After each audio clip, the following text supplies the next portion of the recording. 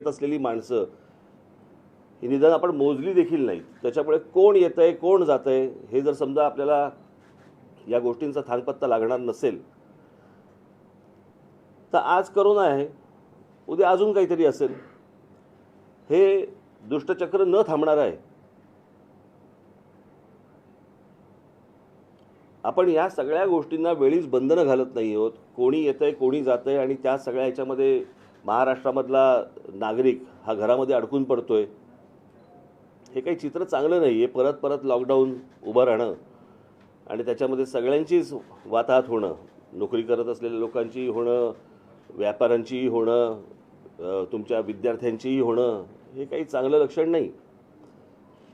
त्यामुळे मी काल त्यांच्याशी बोलत असताना माझ्याकडे अनेक तक्रारी आल्या गेल्या 2-4 दिवसामध्ये, आठवड्याभरामध्ये, आणि अनेक सूचना देखील आल्या. मी काही तक्रारींचा पाढा वाचला नाही, मी सूचनांचा पाढा वाचला. आणि त्याच्यापैकी काही सूचना ज्या मी त्यांना केल्या ते काढून टाक. काही सूचना मी ज्या काही त्यांना केल्या त्या मी फक्त आपल्यासमोर आणि आपल्या मार्फत जनतेसमोर मी वाचून दाखवतोय. पहिला विषय होता उत्पादनाबाबत, की ज्या स्मॉल स्केल इंडस्ट्रीज आहेत, मोठ्या तर उद्योग कारखाने मोठे आहेतच, त्यांना परवडू शकतं, परंतु जे छोटे व्यापारी आहेत, छोटे कारखानदार आहेत, त्यांना उत्पादन चालू ठेवायला सांगितलेलं आहे, पण विक्री करायची नाही म्हणून सांगितलं आहे. आता उत्पादन करून जर विक्री होणार नसेल तर ते उत्पादन कशासाठी करतील?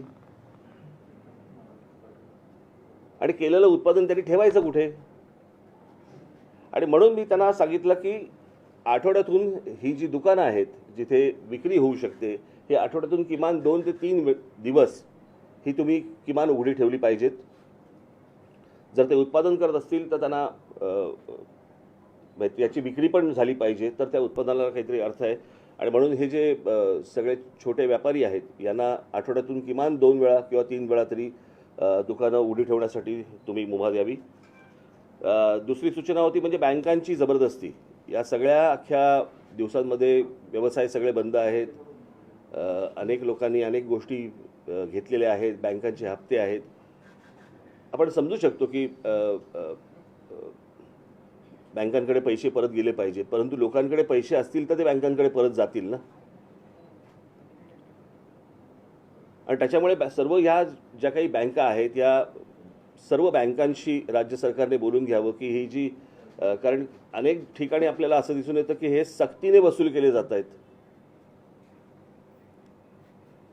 तर आता हे 30 मला असं वाटतं एप्रिलपर्यंत आहे ना, हे 30 एप्रिलपर्यंत आहे. तोपर्यंत लोकांनी काय करायचं, हप्ते कसे भरायचे, तर त्याबाबत तुम्ही बँकांना सूचना द्यावीत. तिसरा विषय होता वीज बिलासंदर्भामध्ये, की सरसकट लॉकडाऊन काळात वीज बिल माफ करणे.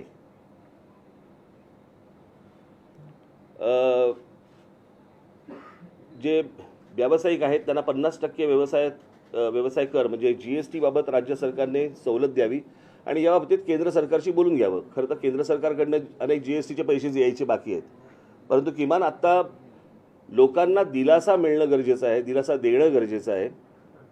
कारण हे सतत वारंवार तुमच्या काय रुग्णांचे आकडे वाढणं आणि मग तुम्ही लॉकडाऊन लावणं आणि हे सततचे काही प्रकार योग्य होणार नाहीत.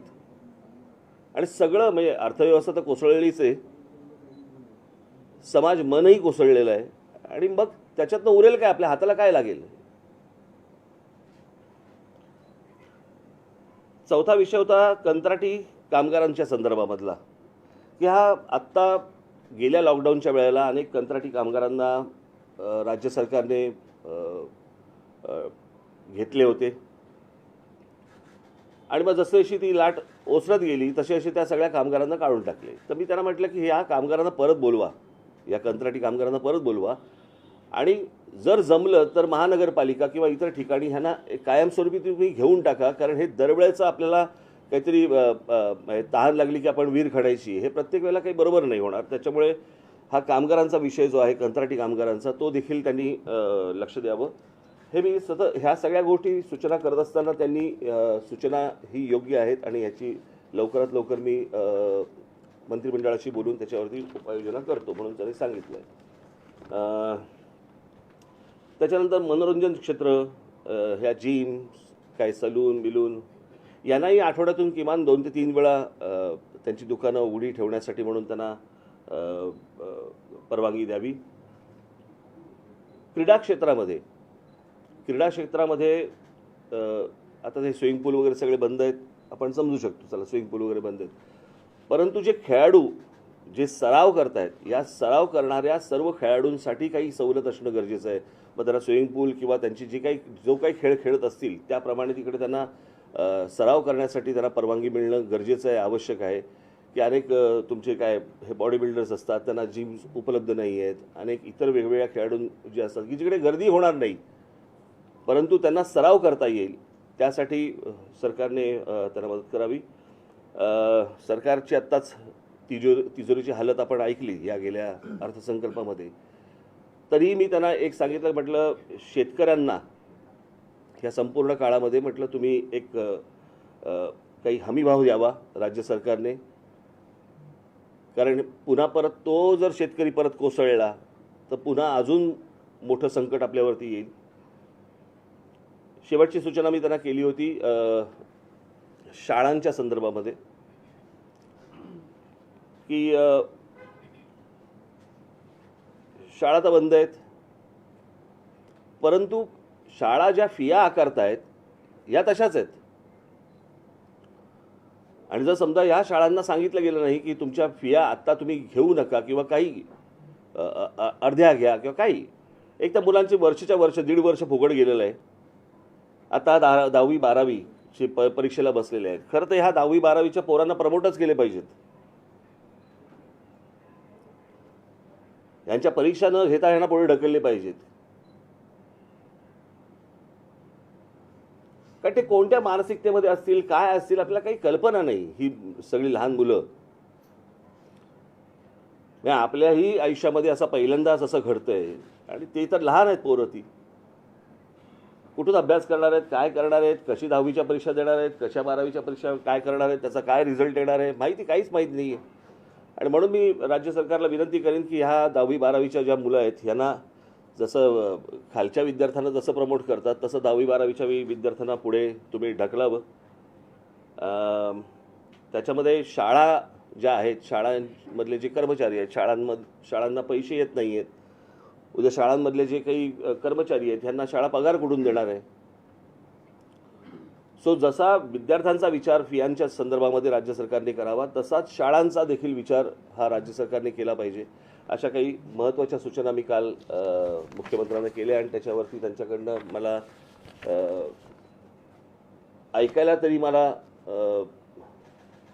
गोष्ट पॉझिटिव्ह दिसली की ते याच्यावरती तात्काळ कारवाई करतील, या गोष्टीमध्ये लक्ष घालतील. राज्य सरकारमधल्या इतर मंत्र्यांशी बोलून त्याच्यामध्ये काही लोकांना सूट मिळेल अशी मला अपेक्षा आहे.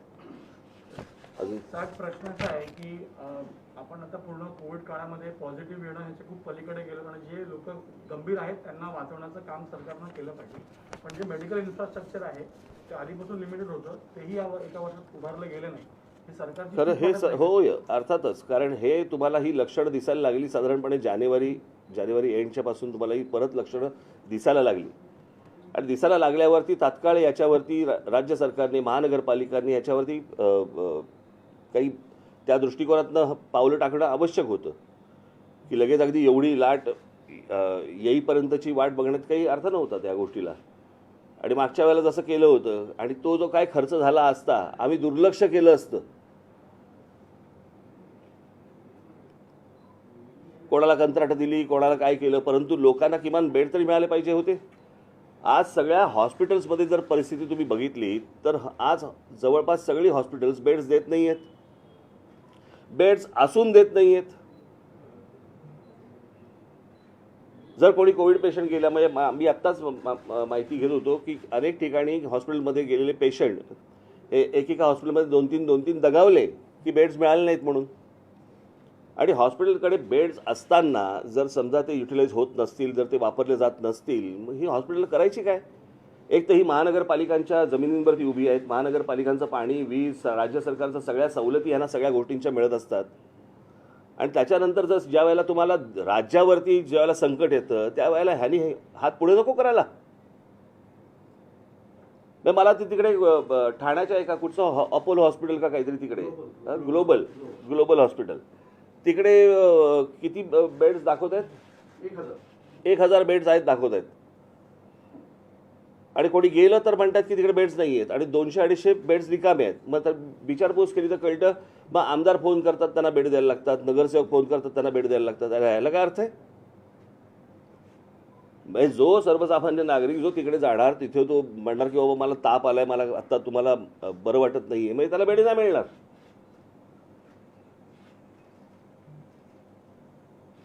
आणि राज्य सरकारने ह्या सगळ्या गोष्टी सक्तीने करणं गरजेचं आहे. यांना आत्ता ह्या गोष्टींच्या जाणीवा जर नसतील या हॉस्पिटल्सना आणि वगैरेवर तर जाणीवा करून दिल्या पाहिजेत. आमची जाणीवा करून द्यायची पद्धत वेगळी आहे, परंतु ही काही ती वेळ नाही. त्याच्यामुळे आम्ही आत्ता त्या वाट्याला काही जात नाही आहोत. परंतु जे हॉस्पिटलचे जे कोणी बघणारे लोक असतील त्यांनी या गोष्टींचा नीट गांभीर्याने विचार करणं आवश्यक आहे. तसं तुम्ही एक महत्त्वाचा मुद्दा सांगितला, 10वी आणि 12वीच्या विद्यार्थ्यांना सरसकट वर्गमिती देण्यात यावी, तसं आजपर्यंत दिलेलं. पण याच्यामध्ये मुद्दा असं झाला, पालक संभ्रमामध्ये आहेत, कारण त्यांनी मुलांची तयारी 1.5 वर्षाच्या याच्यामध्ये प्रायव्हेट ट्युशनचा खर्च करून त्यांना जास्ती तयारी करून घेतली होती. नाही बघा, आता थोडंसं होतं आहे याच्यामध्ये. तुम्हाला आखुडशिंगी, बहुदुधी, कमी चारा खाणारी गाय अशी कधीच मिळत नाही. तुम्हाला कुठेतरी काहीतरी गोष्टींवरती थांबावंच लागतं. म्हणजे तुम्ही ट्युशन्स क्लासेसला दिलेल्या फिया बघायच्या आहेत का? उद्या तुमच्या डोक्यावर मुलांच्या मनावरती झालेल्या परिणामामुळे जर समजा कमी मार्क पडले तर त्याच्यानंतर परत बोंबलायचं. काहीतरी एक गोष्ट आपण बघितली पाहिजे ना. गेल्या वर्षभरात आपण काही शिकलो नाही असं वाटतं आपल्याला. राज्य सरकारने जी परिस्थिती गेल्या वेळेला होती, राज्य सरकार सुद्धा पूर्ण विसरलं की कोविड पुन्हा येऊ शकतो. नाही, नुसतं हा एकट्या राज्य सरकारवरती पण बोलून चालणार नाही. हा देशाचा विषय आहे. आज लाट इकडे आहे, उद्या लाट दुसरीकडे येईल, परवा लाट तिसरीकडे येईल, काही सांगता येत नाही. मला असं वाटतं की या आरोग्य या विषयावरती राज्य सरकारांनी सर्व आणि केंद्र सरकारने गांभीर्याने विचार करणं गरजेचं आहे की त्याच्यासाठीचं बजेटमधली तरतूद जी आहे ही देखील मोठ्या प्रमाणावरती येणं आवश्यक आहे. सर, कोविड वॅक्सिनेशन केंद्र सरकार म्हणते की महाराष्ट्र, पंजाबमध्ये मोठ्या प्रमाणात कोविड पेशंटची संख्या वाढते, पण इतर राज्यांसंदर्भात काही होताना दिसले नाही. मी मगाशी बोललो तो विषय, मी सुरुवातच त्याने केली. साहेब, कोविड वॅक्सिनेशनचं जर बघितलं गेलं आता देशामध्ये फक्त कोविशिल्ड आणि कोवॅक्सिनच आहे. मॉडर्ना, फायझर सारख्या ज्या इम्पॉर्टंट वॅक्सिन्स आहेत त्याला ट्रायल कम्प्लीट झालेलं आहे, त्यांना केंद्र सरकार परवानगी देत नाही. आता तर वॅक्सिनेशन वाढवलं पाहिजे तर यांना परवानगी नाही दिली पाहिजे. ते मला इतक्या टेक्निकल गोष्टीमध्ये मला काही कल्पना नाही की केंद्र सरकारने का नाही म्हटलंय आणि बाकीच्यांना का हो म्हटलंय, मला याची कल्पना नाही. परंतु वॅक्सिनेशनची प्रोसेस वाढवणं मोठ्या प्रमाणावरती करणं ही आवश्यक आहे, यामध्ये काही दुमत नाही. आणि त्याला वयाचं बंधन नसावं वॅक्सिनेशनसाठी, हेही मला असं वाटतं गरजेचं आहे. हो, त्यांच्या तर परीक्षा किती वेळा पुढे ढकलल्या.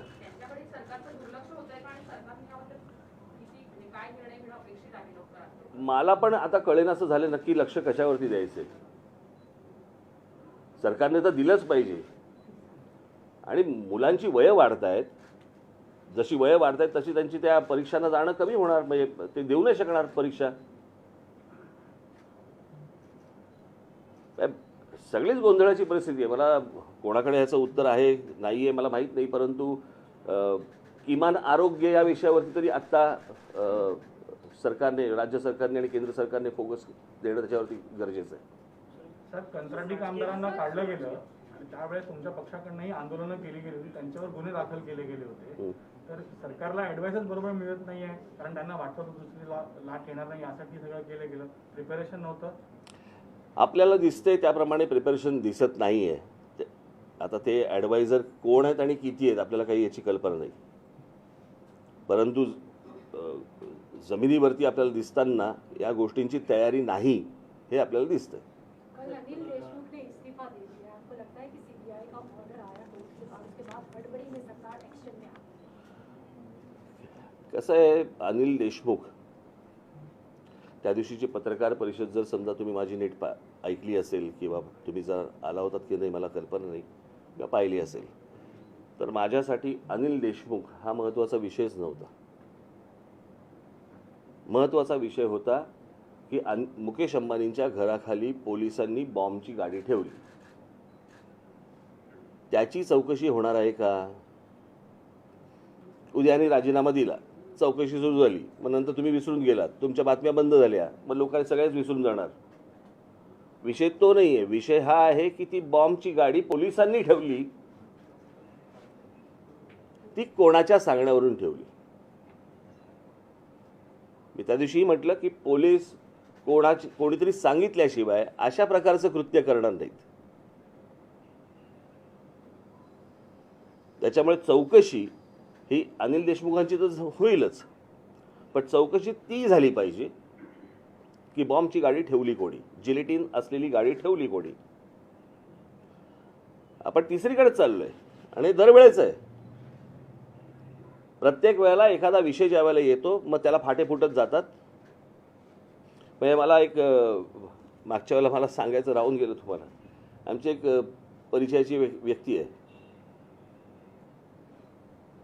त्याला काहीतरी गाणं गायचा मूड येतो आणि मग ते गाणं गायला सुरुवात करतात.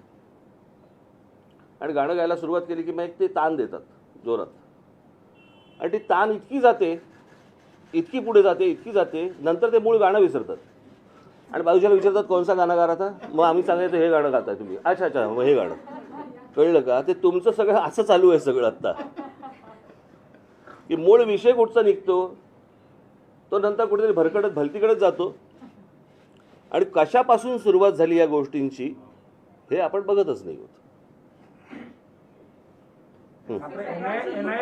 इसके पहले भी कई केसों में हमने देखा, जैसे सुशांत का हो या आरुषि का केस हो, कई सारे केस में ऐसा ही हुआ, मुद्दा पटक गया. आपको लगता है कि एक केस में ये मुद्दा पूरा पटक गया है, और जो क्या हुआ था, किसने म्हणजे सुशांतच्या केसमध्ये बिचारता सुशांतने आत्महत्या केली आणि जेलमध्ये गेला अर्णव. आता कशाचा कशाला काही संबंध आहे का मला जरा सांगा. हे तसंच झालं, ही वेगळी ताण लावलीत ना तुम्ही, त्याच्यामुळे मूळ मुद्दा गेला. पण एनआयए म्हणते की तपास योग्य दिशेला आहे. आता हत्येचा आणि ह्या स्फोटकं ठेवण्याचं प्रकरण बाहेर येण्याशी मतलब आहे, बाहेर यावं. हे सरकार जे आहे मागील 1.25 वर्षापासून आपण पाहतोय, 2 मंत्र्यांना राजीनामे द्यावे लागले, अनेक प्रकरणं समोर आली, बदनामी झाली, म्हणून कामापेक्षा बदनामीमध्ये गुंतून राहिल्यासारखं आपल्याला वाटतं का? मला काल एक फार चांगला कोणीतरी विनोद पाठवला की उद्धव ठाकरेंच्या हातामध्ये राज्य आलंय का त्यांच्यावरती राज्य आलंय.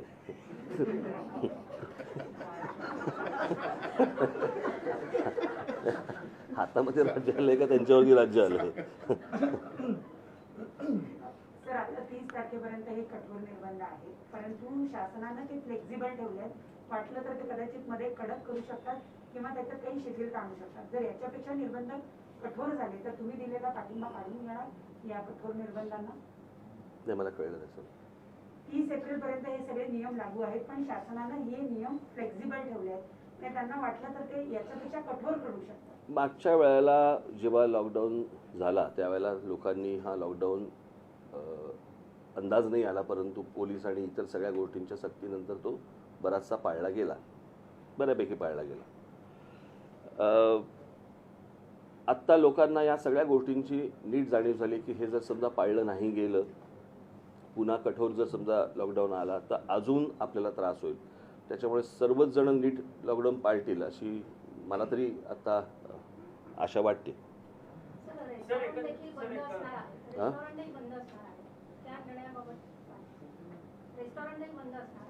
मग काय करू मी? मग काय करू मी? आणि पुण्यात पण अनेक व्यापारी जे शासनानं याला खूप वेगवेगळे अंग येतो. आता याला काय तुम्ही लॉकडाऊन म्हटल्यानंतर याला काय तुम्ही बोलणार? फक्त रेस्टॉरंटाचा विषय येतो का? देशमुखांचे बार पण बंद आहेत.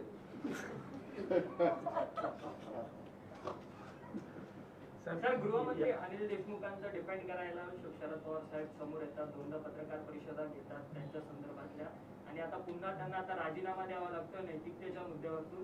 त्यांची नैतिकता उशिरा सुचली आहे का आणि एकंदरीत शरद पवारांचं हे अपयश आहे का? कसलं अपयश याच्यामध्ये? त्यांनी राजीनामा दिला तसं. नाही, कसं आहे, या सगळ्या याच्यामध्ये तुम्ही थोडासा वेळ देणं पण गरजेचं आहे की एक काय तो कोण कमिशनर होता? परमवीर सिंग यांना 100 कोटीचा साक्षात्कार त्यांना काढल्यावरती का झाला? आणि समजा काढलं नसतं तर ते ही गोष्ट बोलले असते का? तर ती गोष्ट तपासून घेणं पण तितकीच गरजेची आहे. पण ते जे बोलले की तुम्ही बारमध्ये आणि रेस्टॉरंटमध्ये जाऊन तुम्ही पैसे गोळा करा, लांछनास्पद आहे. पण त्यात बदल्यांचाही बाजार केला गेला स्वतः एक ते केला. अहो, तुम्ही आता काही नवीन पत्रकार आहात का? हे बदल्यांचे बाजार होतातच ना. एकदा मंत्रालयामध्ये जर समजा तुम्ही कान दिलेत, आता मला फार बोलायला पण तुमच्याबद्दल लावू नका. तुमचेही अनेक लोक तिकडे असतात बदल्या घेऊन. असं 40 दिवसामध्ये दोन मंत्र्यांचे राजीनामे सध्या ह्याच्यामध्ये बघायला मिळाले आहेत आणि एकीकडे विरोधक म्हणतात की आणखी नाही असेच राजीनामे याच्या पुढे देखील बघायला मिळतील. तर कोरोना परिस्थिती गंभीर आहे आणि याच्यामध्ये हे राजकारण येतंय. आता आपण करोनाबद्दल बोलू. करोनामधनं बाहेर येऊ. असं 40 दिवसामध्ये 2 मंत्र्यांचे राजीनामे सध्या सत्ताधारी पक्षांचे बघायला मिळतात. आता मिळतात म्हणजे केलंच काम तसं तर मिळणारच ना तुम्हाला बघायला. तसं जर अजून झालं तर अजून मिळतील. राज्य विरोधक फक्त सत्ता पाडण्यासाठीच प्रयत्न करते. जनतेचे इतर प्रश्न बरेच आहेत. हे बघा पहिली गोष्ट, सत्ता पाडण्यासाठी जर समजा प्रयत्न होत असतील तर त्या मंत्र्यांकडनंही काहीतरी कृत्य होतंय ना. कळलं का? ती काय इमारत आहे का खालचे पिलर काढले? त्या मंत्र्यांकडनं असं काहीतरी घडतंय ज्याच्यातनं त्यांना राजीनामे द्यावे लागत आहेत. ही पण गोष्ट बघितली पाहिजे. नुसतं असं सरकार काय असंच पाडता येत नाही. नाही, पण मध्यंतरी बातमी अशी आली की पवार साहेब अमित शहा यांना भेटायला अहमदाबादला गेले आणि या सगळ्या परिस्थितीमध्ये एनसीपीचं डेस्परेशन किंवा जी अडचण आहे ती समोर दिसते का? किंवा कारण त्याबद्दल दोन्ही पक्षांकडनं जे भाकीत केलं गेलं ते सगळं गुलदस्त्यात ठेवण्यात आली होती. माहित नाही मला काही कल्पना. काय मी ज्याच्यासाठी मोळ घेतली ना पत्रकार परिषद, त्याच्यानंतर तुम्ही ताण मारताय. कळलं का? मला असं वाटतं आत्ता एवढंच बस. BSc संदर्भात